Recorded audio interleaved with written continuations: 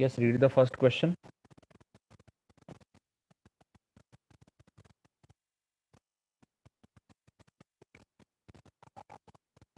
A solenoid is connected to a battery. What is saying? A solenoid is connected to a battery so that a steady current flows through it. Steady current flow हो रहा है. If an iron core is inserted into the solenoid, the current will. Iron core insert करने के बाद current क्या होगा? Increase, decrease, same, first increase then decrease. Now actually we have to discuss it sequentially. देखो होता क्या है इसमें.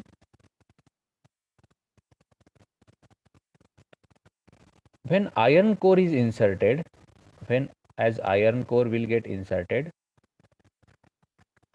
देखो उसने बोला है कि आयरन कोर यहाँ पे हम इंसर्ट कर रहे हैं एंड आयरन कोर इंसर्ट करने के बाद मैग्नेटिक फील्ड इंक्रीज होगा. मैग्नेटिक फील्ड होगा इंक्रीज. अब देखो मैग्नेटिक फील्ड इंक्रीज होगा मतलब फ्लक्स भी इंक्रीज होगा. तो देखो आयरन कोर इंसर्ट करने से मैग्नेटिक फील्ड इंक्रीज होता है, फ्लक्स भी इंक्रीज होता है. अब देखो लेंज लॉ क्या बोलता है? E equal to minus d phi by d t. Okay, अब देखो E equal to I R भी होता है, E equal to I R भी होता है, E equal to minus d phi by d t भी होता है. अब देखो फ्लक्स इंक्रीज हो रहा है मतलब ईएमएफ डिक्रीज होगा. अपोजिट डायरेक्शन है, माइनस है यहाँ पे. इनवर्सली प्रोपोर्शनल नहीं, उसको अपोज करेगा. Increase in flux opposes increase in EMF. Flux का इंक्रीज होना ईएमएफ के इंक्रीज होने को क्या करता है? अपोज करता है. ओके, अब देखो EMF is directly proportional to current, मतलब वो करंट को भी अपोज करेगा. तो देखो solenoid is connected to a battery so that steady current flows through it.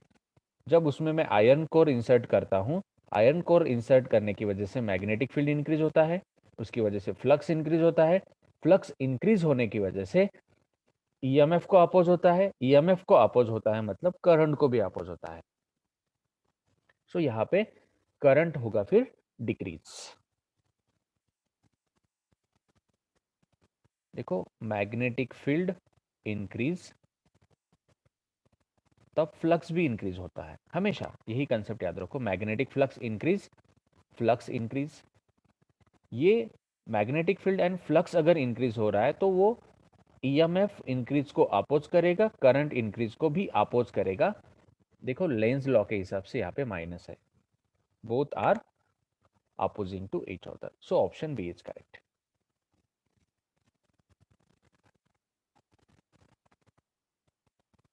Which of the following statement is not correct?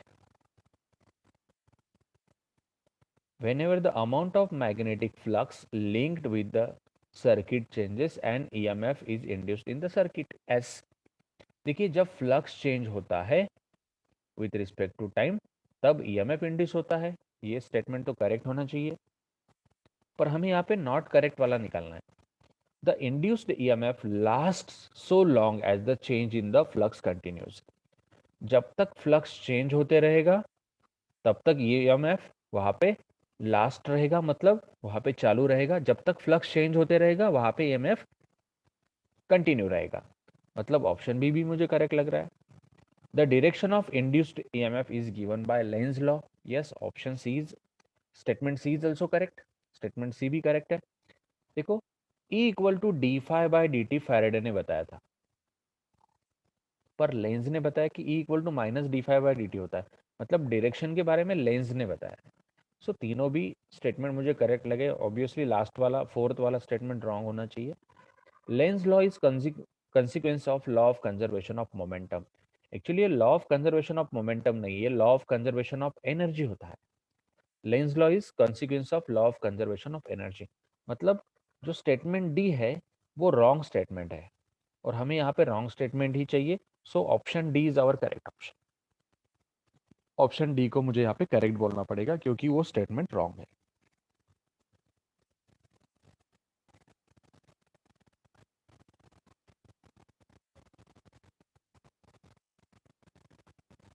Read the next one. What is saying here? The variation of induced EMF E with time t in a coil if short bar magnet is moved along its axis with constant velocity is best represented as। यहाँ पे एक coil दिखा है, एक magnet दिखा है। उसने क्या बोला है कि ये मैग्नेट इस कॉइल के एक्सिस के अबाउट हम मूव कर रहे हैं ऐसे विथ कांस्टेंट वेलोसिटी, मतलब ये इधर जाएगा उसके बाद वापस भी जाएगा। तो इसमें से कौन सा ग्राफ ट्रू होगा? अब देखो यहाँ पे जब ईएमएफ इंड्यूस होता है, आपको अगर याद होगा तो यहाँ पे टाइम होगा, इधर ईएमएफ होगा। तो ईएमएफ का जो वेरिएशन होता है वो कुछ इस तरीके का होता है, एक तो यहाँ से स्टार्ट होगा, नहीं तो फिर यहाँ से स्टार्ट होगा, कुछ केस में यहाँ से स्टार्ट होगा, कुछ केस में यहाँ से स्टार्ट होगा। पर देखिए यहाँ पे एक पॉजिटिव हाफ साइकिल हमें मिलेगा और एक नेगेटिव हाफ साइकिल मिलना चाहिए। इस तरीके से ईएमएफ वेरी होता है, एक बार पॉजिटिव की तरफ जाता है प्लस ई जीरो होता है, दूसरी बार माइनस ई जीरो होता है, यहाँ पे जीरो होगा। तो ये अल्टरनेटिंग ईएमएफ रिप्रेजेंट करने वाला एक ही ग्राफ मुझे यहाँ पे दिख रहा है। देखिए फर्स्ट ग्राफ देखिए, सिर्फ पॉजिटिव साइड में घूम रहा है, थर्ड वाला वो भी पॉजिटिव साइड में है, लास्ट वाला वो भी पॉजिटिव साइड में ही है। नेगेटिव साइड में ग्राफ नहीं जा रहा है, कोई भी ए भी नहीं जा रहा है, सी भी नहीं जा रहा है, डी भी नहीं जा रहा है। सिर्फ बी जो ग्राफ है वो पॉजिटिव साइड में भी जा रहा है एंड नेगेटिव साइड में भी जा रहा है। सो अल्टरनेटिंग वैल्यूज रिप्रेजेंट करने के लिए मुझे graph B, option B correct लग रहा है, क्योंकि पॉजिटिव हाफ साइकिल भी वहां पे दिख रहा है, नेगेटिव हाफ साइकिल भी वहां पे दिख रहा है, पॉजिटिव ईएमएफ है एंड नेगेटिव ईएमएफ भी है। So option B is correct है। हमने डिस्कस किया था कि जब मैग्नेट कॉइल की तरफ जाता है तब एक दिशा में करंट इंड्यूस होता है, और जब दूर जाता है तब दूसरी दिशा में करंट वहां पे इंड्यूस होता है, या फिर ईएमएफ इंड्यूस होता है, positive EMF negative EMF like this. So option B is correct है।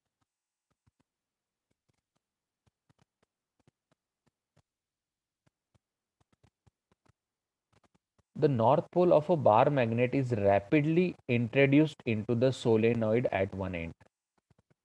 एक सोलेनॉइड है समझो हमारे पास इस तरीके का,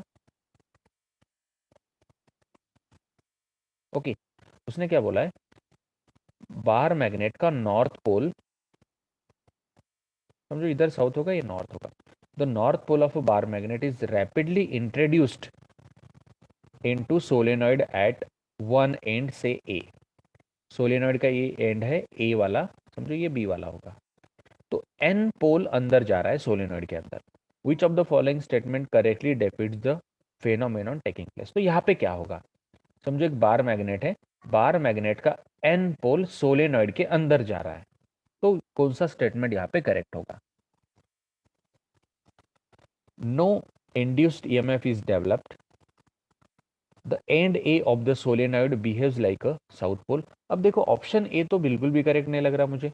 no induced EMF is develop, मतलब यहाँ पे ईएमएफ इंड्यूस नहीं होगा ऐसा बोल रहा है। अब देखो जब बार मैग्नेट अंदर जाएगा यहाँ पे तो ऑब्वियसली ईएमएफ तो इंड्यूस होना है क्योंकि फ्लक्स चेंज हो रहा है। सो ऑप्शन ए तो मुझे करेक्ट नहीं लग रहा है। ऑप्शन बी क्या बोल रहा है, the end A of the solenoid behaves like a south pole. Solenoid का जो एंड है ये साउथ पोल बोल के काम करेगा। ऑप्शन सी क्या बोल रहा है, the end A of the solenoid behaves like a north pole. Option B C बोल रहा है कि ये जो एंड है ये साउथ नहीं, ये नॉर्थ बोल के काम करेगा। The end A of the solenoid acquires positive potential. Option D में भी कुछ दम नहीं लग रहा है। Option A and option D मुझे क्लियर कट यहाँ पे रॉन्ग दिख रहे। मेरा आंसर होना चाहिए बी एंड सी में से। अब देखो अगर ये सोलेनॉइड है एंड इसके तरफ अगर मैग्नेट जा रहा है, एस पोल एन पोल, अब देखो मैग्नेट जब सोलेनॉइड के अंदर जाएगा तो मैग्नेट में एंड सोलेनॉइड में रिपल्शन होगा, हमने सीखा था ये, ओके। मतलब यहाँ पे अगर नॉर्थ पोल है तो डेफिनेटली सोलेनॉइड का भी यहाँ पे कौन सा पोल तैयार होने वाला है, नॉर्थ पोल तैयार होगा। So the end A of the solenoid behaves like a south pole, नहीं साउथ पोल नहीं बनेगा वो, वहां पे कौन बनेगा, नॉर्थ पोल बनेगा। कंसेप्ट को समझो, ये सोलेनॉइड का, देखो मैग्नेट जब सोलेनॉइड के अंदर जाने की कोशिश करता है तब सोलेनॉइड उसको रिपेल करता है। अब ये मैग्नेट का नॉर्थ पोल है ना, मतलब सोलेनॉइड का यहाँ पे कौन सा पोल होगा, नॉर्थ पोल। जब मैग्नेट, देखो ये एस पोल है, एन पोल है, और ये है सोलेनॉइड। जब मैग्नेट दूर जाएगा ना यहाँ पे, तो सोलेनॉइड उसको अट्रैक्ट करेगा, मतलब यहाँ पे सोलेनॉइड पे एस पोल तैयार होना चाहिए। मैग्नेट के पोल चेंज नहीं होते, मैग्नेट के पोल्स फिक्स रहते हैं, सोलेनॉइड के पोल्स यहाँ पे चेंज होते हैं। समझो कंसेप्ट, जब दूर जाता है तब अपोजिट पोल चेंज होता है अट्रैक्ट करने के लिए, एंड जब नजदीक आता है तब सेम पोल तैयार होता है रिपेल करने के लिए। ओके, जब क्लोज आता है तब सेम पोल तैयार करता है।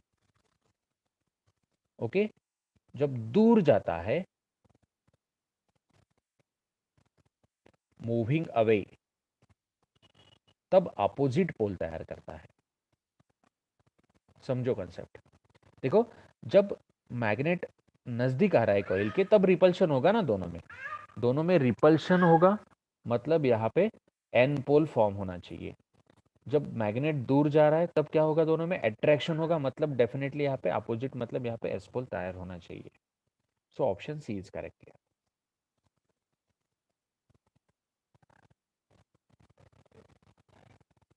Read the next question.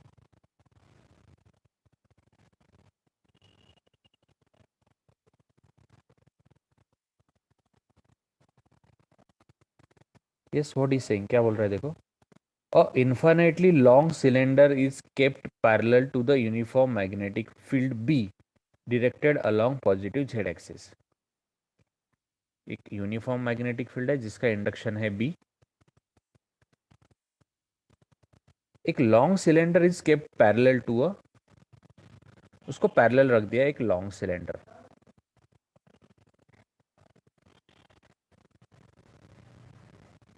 Okay, the direction of induced,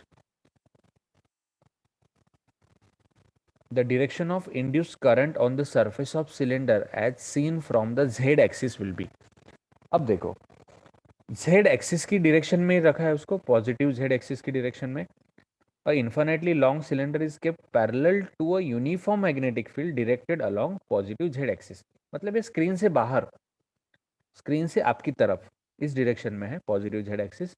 the direction of induced current on the surface of cylinder as seen from the z axis will be, z axis के along ही देखो उसको।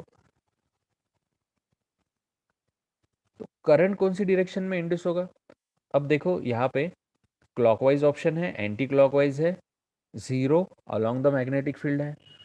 Now as the magnetic field is uniform, hence there is no change in the magnetic flux linked with the cylindrical wire, and hence no current will be induced। Okay, देखो उसका reason क्या बोल रहा है, magnetic flux change नहीं होगा,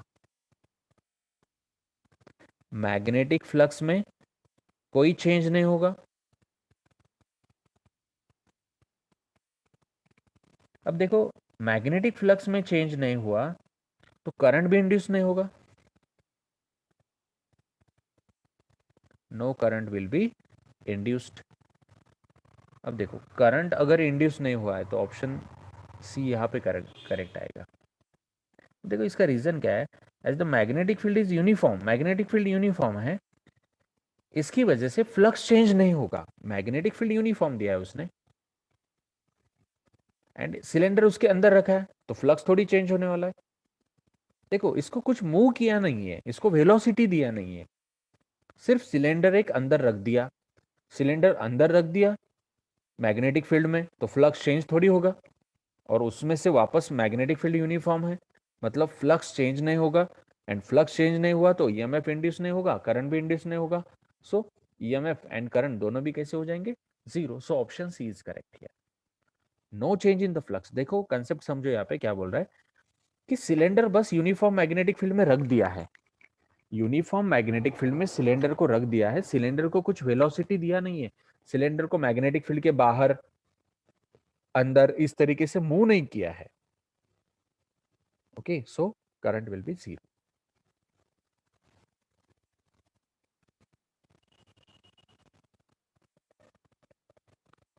when a wire loop is rotated in magnetic field, एक wire loop है, मैग्नेटिक फील्ड में उसको रोटेट कर रहे हैं, ये मैग्नेटिक फील्ड है, इसमें एक वायर लूप को ऐसे हम रोटेट कर रहे हैं, खुद के अबाउट हम उसको घुमा रहे हैं।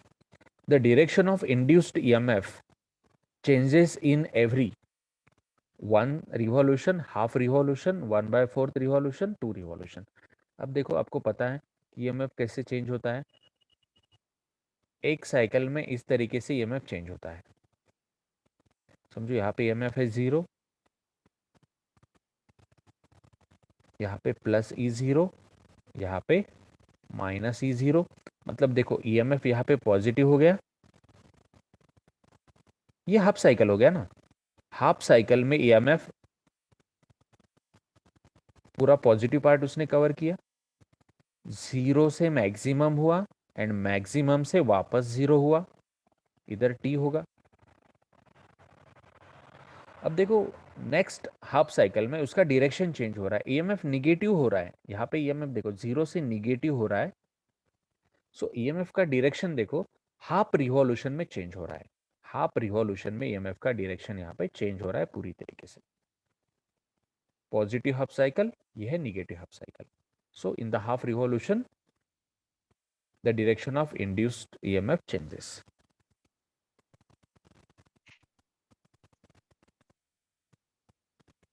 अब एक पूरे साइकिल का अगर आपने ईएमएफ कंसीडर किया तो देखो हाफ साइकिल का कितना है, +E0, सेकंड हाफ साइकिल का -E0, मतलब एवरेज ईएमएफ 0 हो जाएगा वहां पे।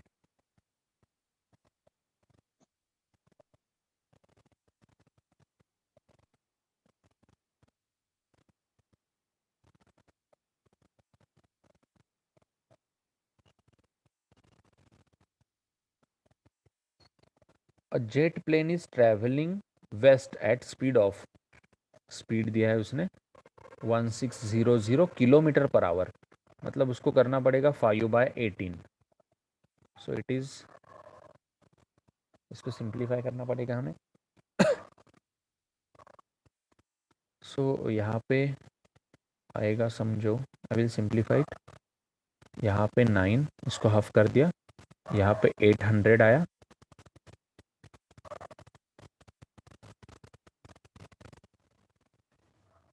इट इज 4000 आएगा /9। ओके, इसको हम आगे चल के प्रोसेस करेंगे। इसको अगर हमने सिंप्लीफाई किया 1600 इंटू 5/18, तो ये आ रहा है कितना, ठीक है इसको ऐसे रखते हैं, देखेंगे आगे चल के इसको सिंप्लीफाई करेंगे। द वोल्टेज 4 की 4 4 4 लाइक दिस, ऐसा कुछ तो वैल्यू आएगा, आप कैलकुलेट करके देखो इसको। The voltage difference develop between the ends of the wing having span of 20 metre, मतलब एक लेंथ मुझे यहाँ पे मिल गया है 20 मीटर, स्पैन बोल रहा है वो, span of 20 metre. If the Earth's magnetic field at the location has magnitude of, अर्थ का मैग्नेटिक इंडक्शन दिया है B, and the deep angle is 30 degree, angle of deep भी उसने मेंशन किया है। देखो क्वेश्चन अच्छे से पढ़ो, यहाँ पे हमें निकालना क्या है, यूनिट देखो यहाँ पे वोल्ट दिख रहा है, मतलब मुझे यहाँ पे ईएमएफ निकालना है, I have to find out here EMF. So volt unit है, मतलब हमें ईएमएफ निकालना है, E इक्वल टू BL भी रहता है, okay, E equal to BL भी, B यहाँ पे मेंशन है 5 इंटू 10⁻⁻⁴। ओके, अब एंगल दिया है, इसलिए मुझे यहाँ पे साइन ऑफ 30 लेना पड़ेगा।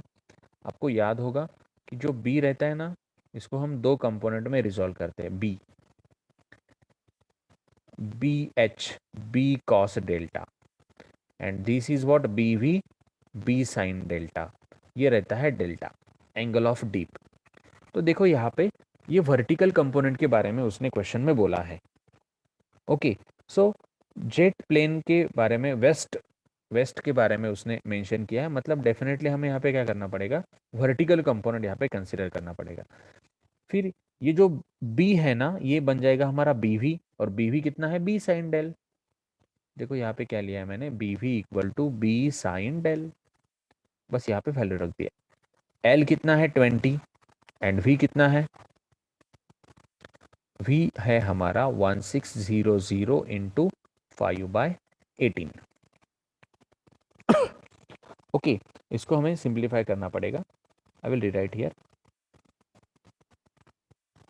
मुझे जो कैलकुलेशन यहाँ पे करना है, this is what, 5 into 10⁻⁻⁴, okay,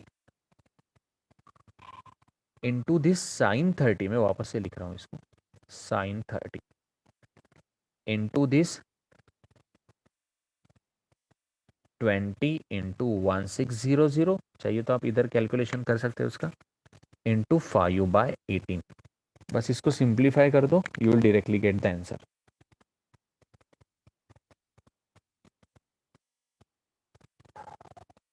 yes, what will be the final answer? Option B यहाँ पे करेक्ट आना चाहिए। You have to cross check the calculation. अब कैलकुलेशन क्रॉस चेक कर लो, option B should be correct here.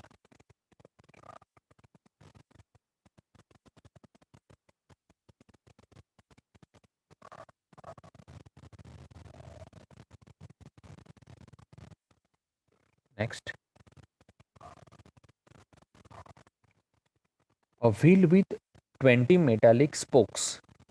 एक wheel है, इसको ऐसे स्पोक्स, व्हील को स्पोक्स रहते हैं, बराबर है, ऐसे 20 स्पोक्स है उसको, number of spokes are 20, each of length, हर एक का लेंथ है 0.8 मीटर, ऐसे कितने हैं, 20 है, is rotated with speed of revolution, speed दिया है उसने, रिवॉल्यूशन पर मिनट मतलब ये फ्रीक्वेंसी है 120 RPM बोला है उसने, मतलब फ्रीक्वेंसी कितना आएगा 120/60, सो इट इज 2 हर्ट्ज, 2 हर्ट्ज या फिर 2 RPS हम उसको बोलेंगे। The horizontal component of earth magnetic field at a place, देखो यहाँ पे अर्थ के हॉरिजॉन्टल कंपोनेंट के बारे में उसने बोला है H, मतलब ये बी का वैल्यू है, इसका यूनिट देखो टेस्ला, ये बी का वैल्यू है, एंड ये BH है, I can say it as a BH। The induced EMF between the axle and the rim of the wheel is, देखो इस टाइप के हम दो क्वेश्चन लेने वाले हैं। एक्सल एंड रीम बोल रहा है, एक्सल इधर रहता है ऐसा, दिस इज द एक्सल, ऐसा एक रॉड रहता है, आपको अगर पता होगा तो आपकी तरफ आएगा इस स्क्रीन से बाहर, तो ये रॉड जो रहता है ना उसको एक्सल बोलते हैं, एंड ये हुआ उसका रीम, ये पूरा का पूरा उसका रीम रहता है, ओके। तो दोनों के बीच में अगर ईएमएफ हमें निकालना है तो E equal to half B⍵L² हमेशा हमें यूज करना पड़ेगा, हाफ B⍵L²। और एक नेक्स्ट क्वेश्चन भी ये टाइप का आएगा। तो देखिए दो चीज़ों के बीच में जब हम ईएमएफ निकालते हैं, ये फर्स्ट वाला हो गया हमारा कंपोनेंट, एंड ये एक्सेल हमारा सेकंड कंपोनेंट हो गया, तब उस केस में हमें क्या यूज करना पड़ता है, half B⍵L²। Now this is what, E, half is half, B is given 0.4 into 10⁻⁻⁴, omega, omega दिया नहीं है, omega is 2πf, so it is 2π, f कितना आया 2, सो ओमेगा हो गया 4π, सो ओमेगा आएगा यहाँ पे 4π, L का square, L is 20, sorry L is 0.8 ना, L 0.8 है, सो हाफ B का वैल्यू देखो यहाँ पे रखा है, ओमेगा का वैल्यू यहाँ पे रखा है 4π L²। Now just make the calculation, it is 1, it is 2, we can guess here answer। now यहाँ पे आएगा देखो ये 0.8, 0.4 इंटू 2, 0.8, इंटू दिस पाई, पाई जैसे कि वैसे, इंटू 0.64 इंटू दिस 10⁻⁻⁴। अब देखो इसको अगर हमने गेस करने की कोशिश की विदाउट डॉट कैलकुलेशन, तो ये आंसर जो आएगा यहाँ पे, समझो यहाँ पे इसको पकड़ लेते 3, 3, okay. Now it should be in the range of, देखो 2.3 तो नहीं आएगा, this Sir, 8 into 3, option I will say it is 8 into 3, okay. इसको मैं पकड़ता हूँ 2.4, समझो 8 इंटू 3, 0.8 इंटू 3 कितना, 2.4। अब उसको मल्टीप्लाई किया मैंने 0.64 से, अगर उसको 0.64 से मल्टीप्लाई किया मतलब मेरा आंसर क्या आना चाहिए, 2.4 से अच्छा खासा छोटा आना चाहिए, मतलब 2.4 का 0.64% बराबर है, मतलब 12 से ऊपर मेरा आंसर जाना चाहिए, क्योंकि 2.4 का 50% कितना आएगा, 1.2। कितना परसेंट हम निकाल रहे हैं, 64% उसका कंसिडर कर रहे हैं, मतलब option D will be correct, option D correct आएगा। अब डॉट कैलकुलेशन करके देखो वहां पे, ऑप्शन डी इज करेक्ट।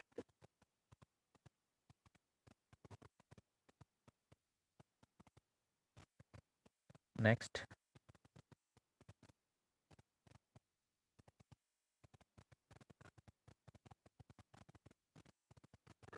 वही टाइप का क्वेश्चन है same. A metal conductor of length दिया है 1 metre, rotates vertically about one of its end with angular velocity, मतलब ये ओमेगा दिया है। If the horizontal component of earth's magnetic field, ये बी एच दिया है। The EMF develop between the ends of conductor, देखिए यहाँ पे लॉजिक आप क्लियर कर दीजिए, EMF developed between the ends, पहले केस में भी वैसे ही था, यहाँ पे सेंटर में एक्सल था, इधर रिम था, दोनों के अक्रॉस का ईएमएफ मुझे निकालना था, दोनों के अक्रॉस का ईएमएफ, यहाँ पे भी वही कंसेप्ट है, EMF develop between the ends, दो एंड्स के बीच का ईएमएफ मुझे निकालना है। So E equal to half B omega L का स्क्वायर, वही फॉर्मूला यूज कर रहा हूँ, half is half, B is 0.2 into 10⁻⁻⁴, omega is 5, L का स्क्वायर, एल इज 1, 1 का स्क्वायर, सो ये 2 इधर आ गया 0.1। अब देखो मेरा आंसर ऐसा होना चाहिए जिसमें 5 होगा, अब यहाँ पे सब ऑप्शन में 5 दिख रहा है, इसलिए इसको आगे सॉल्व करना पड़ेगा। So this 5 into 10⁻⁻5 volt, okay. अब देखो 5 इंटू 10⁻⁻5 होल्ट, अगर हमें, अब देखो यहाँ पे हर ऑप्शन में 5 है, तो मुझे इसको कन्वर्ट करना पड़ेगा। यहाँ पे यूनिट क्या दिया है, माइक्रो होल्ट, मिली होल्ट, माइक्रो होल्ट, अगेन मिली होल्ट। अब माइक्रो के लिए मिली मतलब 10⁻³ वहाँ पे होगा, पर ये यहाँ पे ऑलरेडी 10⁻⁵ है, तो मैं इसको थोड़ा सा रिस्ट्रक्चर करता हूँ, 50 इंटू 10⁻⁻6 होल्ट लिख सकता हूँ मैं इसको, 50 into 10⁻⁻6 volt, so 50 micro volt आएगा, option should be 50 micro volt, option C is correct.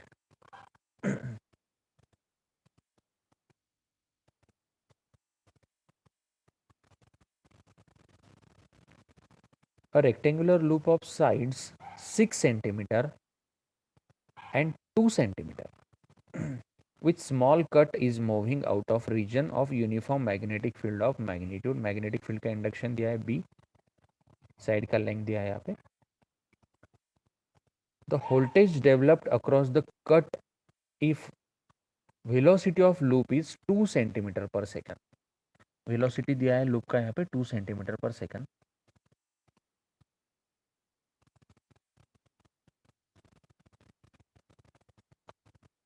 in direction normal to the longer side is, हमें निकालना क्या है यहाँ पे, द वोल्टेज डेवलप्ड, ओके, मतलब ई मुझे यहाँ पे फाइंड आउट करना है, E is what, E is B L we.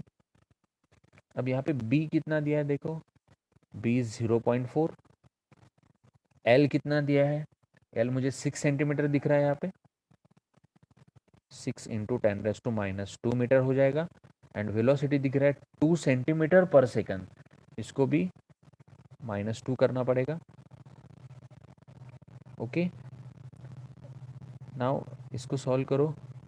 तो यहाँ पे इसको सॉल्व करने की कुछ ज़रूरत नहीं है, डायरेक्टली आप इसको गेस कर सकते हैं।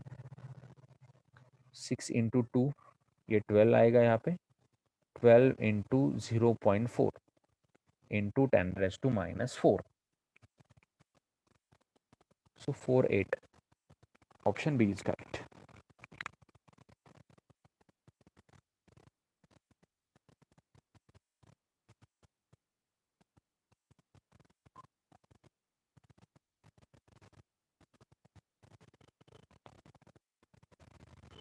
The figure shows a wire sliding on two parallel conducting rails placed at separation I.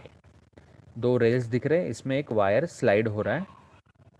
A magnetic field B exists in the direction perpendicular to the plane of the rail. The force required to keep the wire moving at constant velocity V will be. अब देखो, wire अगर constant velocity से move हो रहा है magnetic field में, जो uniform दिख रहा है मुझे, तो उसका फ्लक्स थोड़ी चेंज होगा। देखो, जब ये वायर फील्ड के बाहर जाएगा, अंदर आएगा, तब फ्लक्स चेंज होगा। अगर ये फील्ड यूनिफॉर्म है आपका और वायर इस फील्ड में ही घूम रहा है पूरी तरीके से, तो उसका फ्लक्स चेंज नहीं होगा। अगर फ्लक्स चेंज नहीं हुआ तो वहां पे ईएमएफ डेवलप नहीं होगा, फोर्स भी नहीं होगा। सो अब देखो, इस पे कुछ इनवर्ड फोर्स ही नहीं एक्ट हो रहा है, तो इसको स्टॉप करने के लिए हमें फोर्स नहीं लगेगा। सो option D is correct. Option D यहाँ पे करेक्ट है।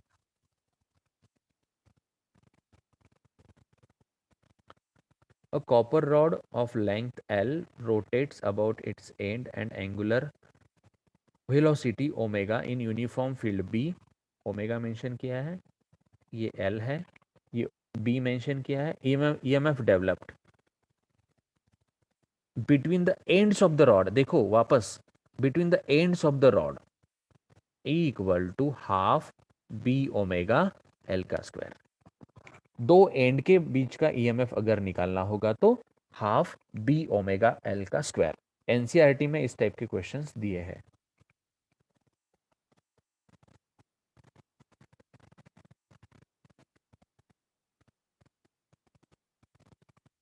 A conducting wire is moving with velocity v in the magnetic field and induced current is I. If the velocity of the conductor becomes double, then induced current will be. अब देखो, conductor का velocity E equal to BLV. Okay, now this E is what? E can be written as a di/dt. Okay, अब देखो, conductor का velocity उसने क्या बोला है, velocity of the conductor is doubled. Conductor का वेलोसिटी अगर डबल कर दिया तो ऑब्वियसली वहां पे करंट भी डबल हो जाएगा। So option C will be correct.